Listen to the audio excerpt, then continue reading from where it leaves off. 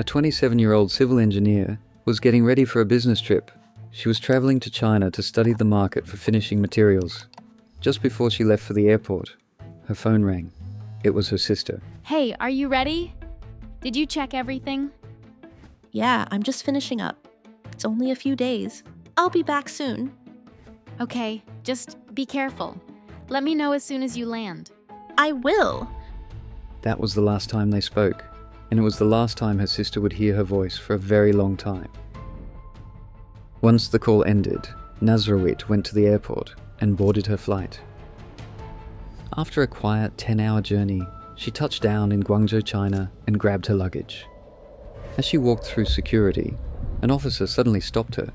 He pointed at her bag and pulled it aside. He began searching through her things by hand. He had found something suspicious. He immediately called for backup.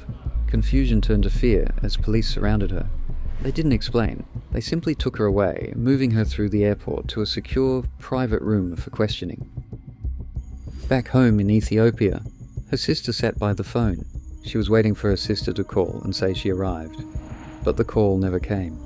Hours passed, then days. There was no news, no message, nothing. Her younger sister had just vanished into thin air. How does a young, successful engineer who had never broken a law in her life simply disappear? Behind this story lies the mystery of a sudden disappearance, the ultimate betrayal by an unexpected friend, and the drug trafficking ringleaders who remain in the shadows while their victims pay the ultimate price. Chapter 1. The backstory. In cases like this, the first question people ask is, why? Why would a successful engineer with a bright future risk everything? But as the truth began to surface, her family realized that why was the wrong question. The real question was, who? Nazrawit was born in Addis Ababa. When she was just 8 years old, her father passed away. Suddenly, everything changed. To help their mother keep the family going, Nazrawit's older sister had to stop her education and start working. During these years, Nazrawit met a girl named Simret in primary school. They became best friends almost immediately. They grew up side by side, and to Nazrawit, Simret wasn't just a friend, she was the sister she chose. As they grew up, their lives went in different directions. Nazrawit became a successful civil engineer, managing 2 different construction sites. Simret, however, joined the aviation academy and became a flight attendant. Because of her job, Simret was always traveling. She knew how to bring in goods from other countries to make extra money on the side. And she began telling Nazrawit about the markets in China. She convinced her that if she saw it for herself, she could find better interior materials for her engineering projects and expand her business. Nazrawit trusted her friend's expertise. So, when Simret suggested they take a trip to China together, she didn't hesitate. It was supposed to be a journey between 2 childhood friends looking for a better future. Chapter 2. The Betrayal. December the 22nd, 2018. Addis Ababa International Airport. The date of departure arrived. Nazrawit was preparing to board her flight when Simret told her something unexpected. She claimed a sudden family tragedy, the death of her father that very morning, meant she couldn't leave. Heartbroken for her friend, Nazrawit decided to proceed with the trip alone. Before they said their final goodbye, Simret handed Nazrawit a heavy bag. Nazrawit looked inside and saw several bottles. What are these? She asked. With a cheerful face, Simret replied, Don't worry, they are just shampoos. She explained that a colleague would collect them at the hotel in Guangzhou. Nazrawit was puzzled. Couldn't these be bought in China? Her friend insisted they were special Brazilian hair treatments for a high-end customer. Trusting the woman she considered a sister, Nazrawit tucked the bottles into her luggage and headed for her flight. After boarding the flight and flying for 10 hours, she finally landed at Guangzhou International Airport. It was a routine arrival. Her bags were screened through the X-ray machine, and everything seemed fine. But after the screening was done, one of the officers started going through her bags manually. Nazrawit was surprised, yet she wasn't worried. But then the officer kept on digging and reached for his walkie-talkie and relayed a message. Suddenly, it felt like everything stopped. The officer was pacing back and forth while he talked, and concern began to wash over Nazrawit's face. A few minutes later, the officer finished his communication and 2 female officers approached him. He pointed in her direction, and without saying a word, they grabbed her arms and rushed her into a private office. They stood behind her like guards. Nazrawit was panicking now. A few minutes later, the officer came back in with the shampoo bottles and placed them on the table. The room went quiet for a moment before another man stepped in. He wasn't in uniform. He was wearing a suit and had the calm, professional demeanor of a detective. He greeted her in English. Hearing a language she could finally understand gave Nazrawit a small sense of relief. He pointed at the bottles and asked if they were hers. She replied, Yes, sir. They're mine. Is there a problem? The detective leaned forward.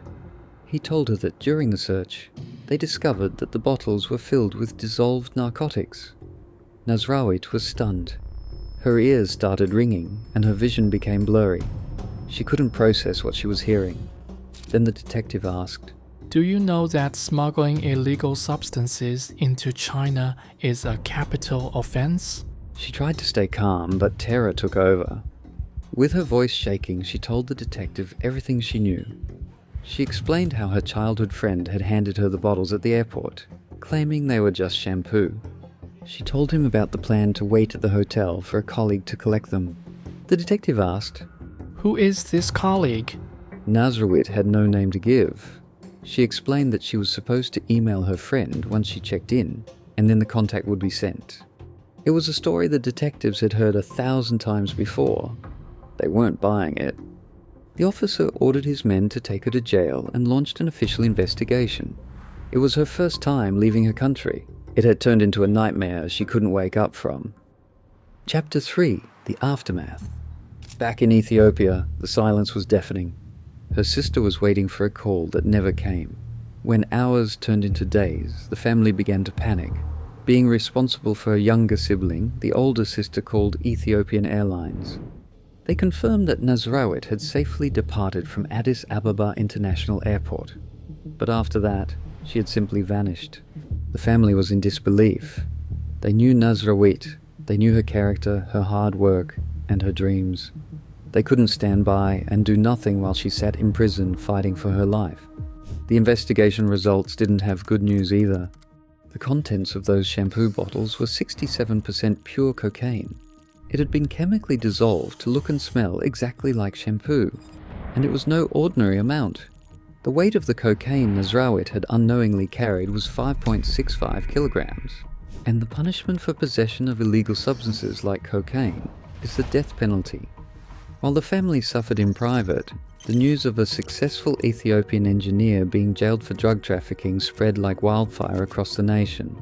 Her older sister started reaching out to anyone who could help.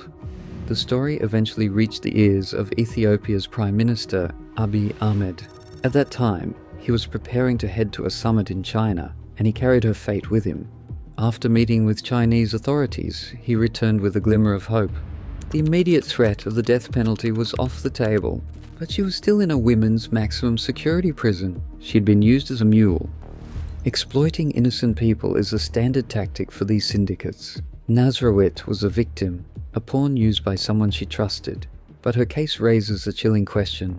How can an ex-flight attendant transport 5 kilograms of cocaine from Brazil to Ethiopia, pass through 2 international airport security checkpoints, and only get caught in China? The answer lies in an international drug trafficking syndicate that uses innocent people as human shields. Nazrawit is not the first victim. In 2009, China executed Akmal Sheikh, a British national tricked into carrying a suitcase by a criminal gang promising him fame. Despite proof of his mental illness and international pleas for mercy, he was put to death for trafficking 4 kilograms of heroin.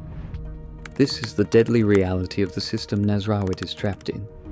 The local investigation into the woman who betrayed her best friend would support the existence of a drug trafficking syndicate ring. The victim's family reported the case to local municipalities.